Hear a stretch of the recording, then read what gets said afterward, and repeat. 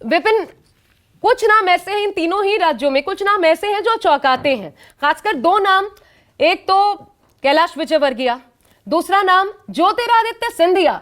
इनको भी रेस में बताया जा रहा है, लेकिन अचानक ज्योतिरादित्य सिंधिया को क्या इतनी बड़ी जिम्मेदारी देने के लिए पार्टी तैयार होगी? क्योंकि अंदरूनी गुटबाजी, फिर अपनों को साइडलाइन कर एक बाहर से आए चेहरे को बिठा देना 2024 के लिहाज से नुकसानदायक नहीं होगा?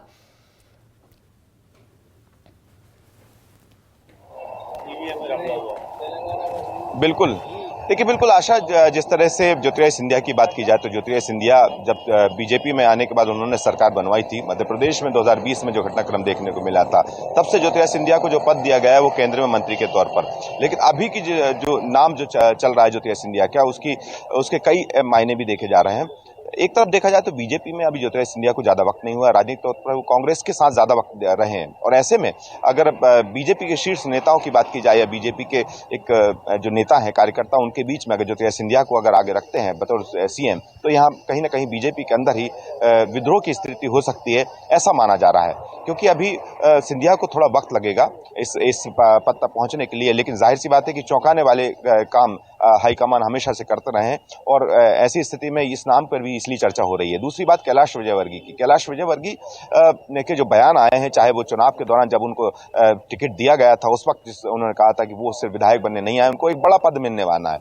इसके साथ ही अब जिस तरह से वो बयान देते हैं तो जाहिर सी बात है कैलाश विजयवर्गीय अपने बयानों को लेकर सुर्खियों में रहते हैं, और हमेशा उन पर कंट्रोवर्सी भी होती रहती है। उस चेहरे को अगर आगे रखना होता या कैलाश विजयवर्गीय को मुख्यमंत्री बनाना होता तो लंबा वक्त मध्य प्रदेश में बीजेपी की सरकार रही है, कैलाश विजयवर्गीय उसका विकल्प हो सकते थे, लेकिन ऐसा नहीं हो पाया। तो अब जो नाम चल रहा है कैलाश विजयवर्गीय का, तो कहीं ना कहीं मुझे लगता है कि वो नाम में भी कई ऐसी चीजें हैं, क्योंकि कैलाश विजयवर्गीय को अगर रखते हैं बीजेपी बतौर मुख्यमंत्री के तौर पर बनाती है, तो यहाँ पर एक मालवा निमाड़ का एक चेहरा होते ही साथ में पार्टी के अंदर भी उनकी जो ट्यूनिंग है शिवराज सिंह चौहान, क्योंकि जाहिर सी बात है अगर किसी को मुख्यमंत्री बनाएंगे तो शिवराज सिंह चौहान की भी सलाह लेंगे अगर किसी दूसरे को पद देते हैं। नरेंद्र सिंह तोमर का, जिनका नाम है नरेंद्र सिंह तोमर, शिवराज सिंह चौहान के रिश्ते अच्छे माने जाते हैं। नरेंद्र सिंह तोमर का मध्य प्रदेश में कद भी है, लेकिन जाहिर सी बात है घूम फिर कर बात वहीं आती है कि शिवराज सिंह चौहान आखिर क्यों नहीं।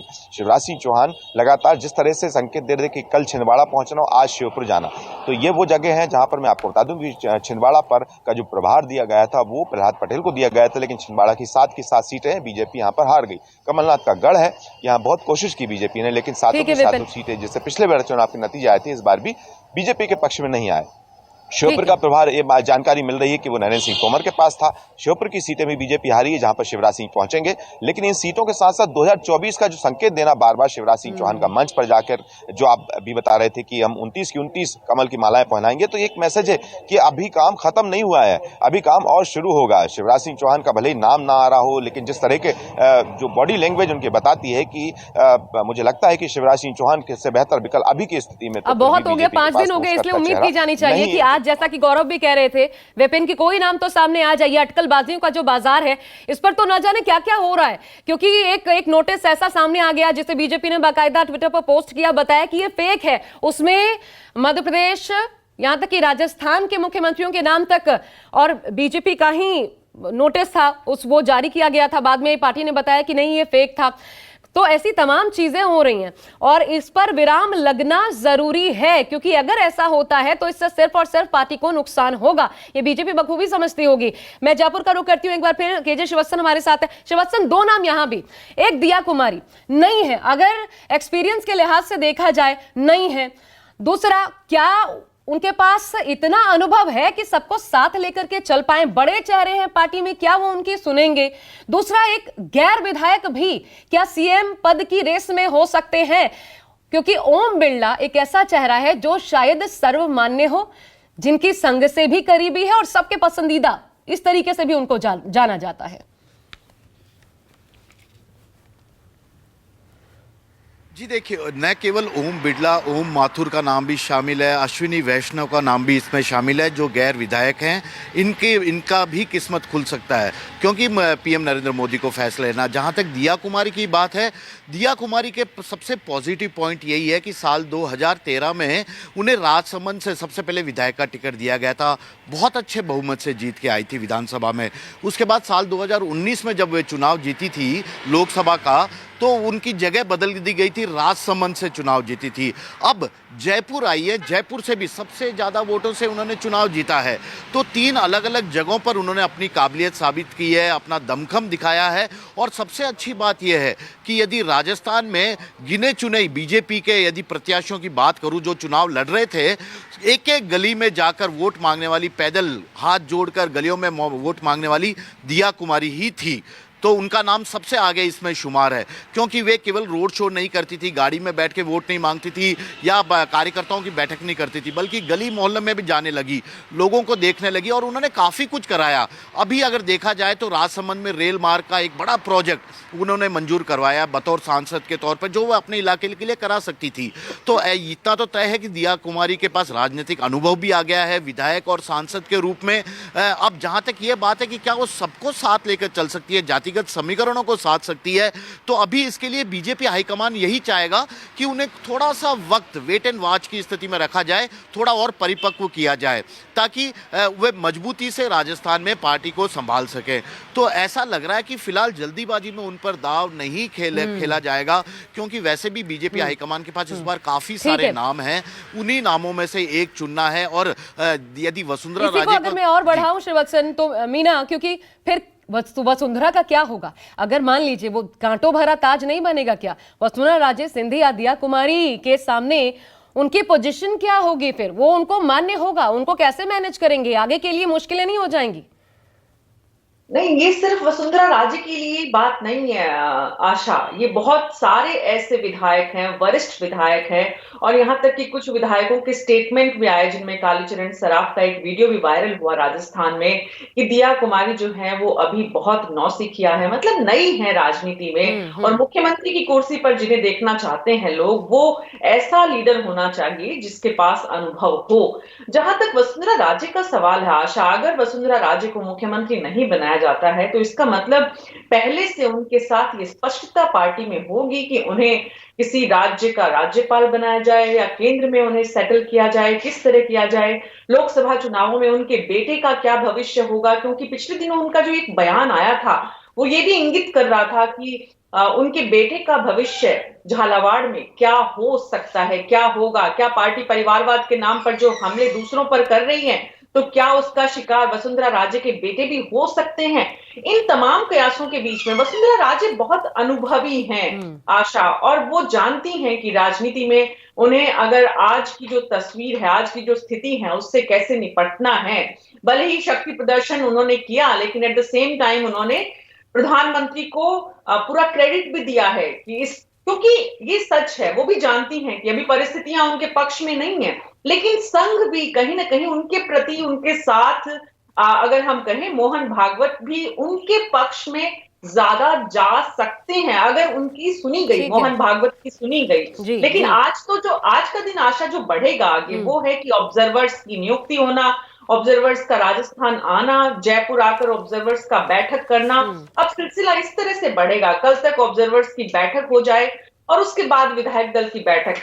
मुद्दा ये है इंपॉर्टेंट आशा जो निगाह रखनी है कि आज वसुंधरा राजे की बैठक दिल्ली में किसके साथ होती है, उससे आगे की दिशा तय। ठीक है, वो बताएंगे। कुमार हमारे साथ मौजूद भी हैं, लेकिन मनोज उससे पहले मैं आपके पास आना चाहती हूँ। छत्तीसगढ़ को लेकर के ओम माथुर का एक प्रभारी भी है, क्योंकि उनका बयान सामने आया, पार्टी जिसे सीएम बनाएगी उसके बारे में किसी ने सोचा भी नहीं होगा, चौंकाने वाला नाम होगा एक उनका बयान। दूसरा, सीएम प्लस 2 डेप्यूटी सीएम, इस तरीके से समीकरण साधे जा सकते हैं, इस पर क्या जानकारी है?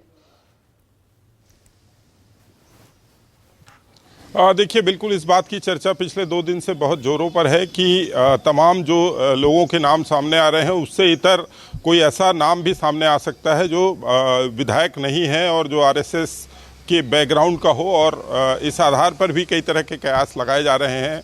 जो आरएसएस से बहुत पुराने जो प्रांतीय सह संचालक है पूर्णेंदु सक्सेना का नाम भी लोग सामने लाते हैं, लेकिन मुझे इस बात में बहुत ज़्यादा वजन नज़र नहीं आता, क्योंकि जिस तरह से यहाँ पर आदिवासी बहुल सीटों में भाजपा को जीत मिली है, ओबीसी वर्ग ने सपोर्ट किया है, खासतौर पे साहू समाज ने अरुण साव को सीएम बनने की संभावना को देखते हुए जो है एक तरफा बीजेपी के पक्ष में वोट किया है, जिससे भाजपा पहली बार 50 से ऊपर पहुंची और 54 सीट पर पहुंची है। तो ओम माथुर ने ये जरूर कह के सबको चौंकाया है कि जो सोचा नहीं है वो चौंकाने वाले नाम हो सकते हैं। तो फिलहाल इस तरह का कोई समीकरण यहाँ पर समझ में नहीं आता कि ऐसा कौन गैर विधायक होगा जो सर्वमान्य हो जाएगा और सभी के बीच जो है लोग उसको मानने लगेंगे। तो ये जो है थोड़ी सी मुश्किल परिस्थिति लगती है। हमारा जो आकलन है वो ये है कि या तो यहाँ पे आदिवासी मुख्यमंत्री होगा या फिर ओबीसी वर्ग से मुख्यमंत्री होगा। फिर वो अरुण साहू पर एक दांव ज्यादा महत्वपूर्ण हो जाता है मनोज, क्योंकि बघेल के मुकाबले ओबीसी वर्ग से आते हैं, सबसे बड़ी साहू जाति जो है उनसे आते हैं, तो बघेल के मुकाबले टक्कर में एक चेहरे को खड़ा करना, तो इन पर क्या पार्टी दांव लगाएगी। लेकिन मैं जो समझना चाहती हूँ कुमार, जो एक चीज समझ नहीं आती, राज्य निकालना, राज्य जीत कर देना क्षत्रपों का काम है। क्षत्रप ये बखूबी करते आए हैं तीनों ही राज्य में। देखा जाए एक जगह डॉक्टर रमन सिंह और बहुत सीधे सरल किस्म के व्यक्ति माने जाते हैं, चावल वाले बाबा के तौर पर खूब नामचीन भी रहे। यहाँ वसुंधरा राजे सिंधिया, वहां शिवराज सिंह चौहान।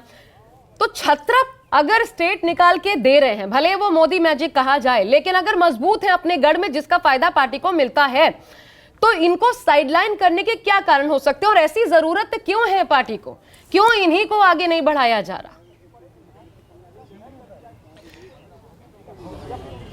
देखिए आशा, जाहिर सी बात है कि बीजेपी एक राष्ट्रीय पार्टी है और फ्यूचर की भी राजनीति करनी है।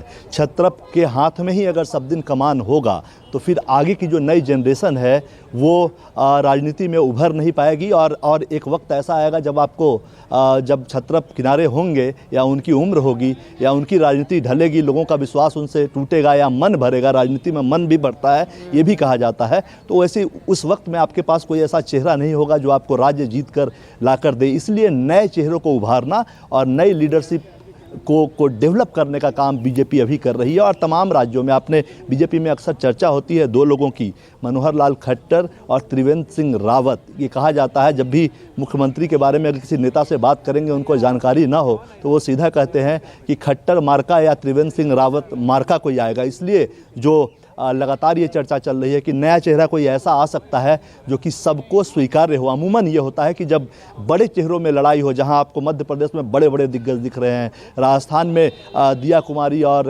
वसुंधरा राजे की बात हो रही है, साथ में शेखावत भी वहां रेस में नज़र आते हैं, राज्यवर्धन सिंह राठौर भी रेस में नज़र आते हैं। छत्तीसगढ़ में ठीक है, रमन सिंह बहुत सुलझे हुए व्यक्ति हैं और वो अपने आप को बहुत ज़्यादा आगे नहीं कर रहे हैं। लेकिन जब क्षत्रपों में 4-5 बड़े नेताओं की लड़ाई शुरू होती है, किसी एक को बनाया जाए तो दूसरा नाराज होता है, या एक नेता को बनाया गया वो दूसरे के कार्यकर्ताओं को एक्सेप्ट नहीं करता या अपनी टीम में नहीं जोड़ता, तो कई तरह की पार्टी में नाराजगी होती है और इससे संगठन का नुकसान होता है। लिहाजा ऐसी स्थिति में बीजेपी को जब लाना होता है नए चेहरे को, तो ऐसे चेहरे को लाती है कि जिसका कोई विरोधी ही ना हो, क्योंकि वो उतना नामचीन नहीं होता कि उससे किसी का विरोध होगा। वो सबसे कहते हैं राजनीति में हमेशा कि नया व्यक्ति हर नेता से आशीर्वाद लेते घूमता है और अगर उसी व्यक्ति को कभी सामने ले आए तो कोई उसका विरोध खुलकर कर नहीं पाता। ये जरूर कहता है कि एक्सपीरियंस नहीं है, लेकिन एक्सपीरियंस कैसे मिलेगा? एक्सपीरियंस सत्ता देने पे ही मिलेगा। आपने देखा खट्टर को देखिए, आप पुष्कर सिंह धामी को देखिए। पुष्कर सिंह धामी तो पहली बार बने, यही बड़ी बात है कि फैसला जो भी आए, जो भी नाम सामने आता है, आखिरकार वो निर्णय दूरदर्शिता के हिसाब से समझा जाए तो बिल्कुल सटीक और सही नजर आता है। तो कौन से नाम आज सामने आ भी सकते हैं या नहीं, आप नजर बना के रखिएगा। गौरव, आपसे आगे जानकारी लेते रहेंगे दिन भर। फिलहाल आप सभी का हमारे साथ जुड़ने के लिए बहुत बहुत शुक्रिया। नजर बनाए रखिएगा तमाम घटनाक्रमों पर। फिलहाल यहाँ एक छोटा सा ब्रेक ले रहे हैं, खबरों का सिलसिला लगातार जारी रहेगा। आप देखते रहिए न्यूज़ 24।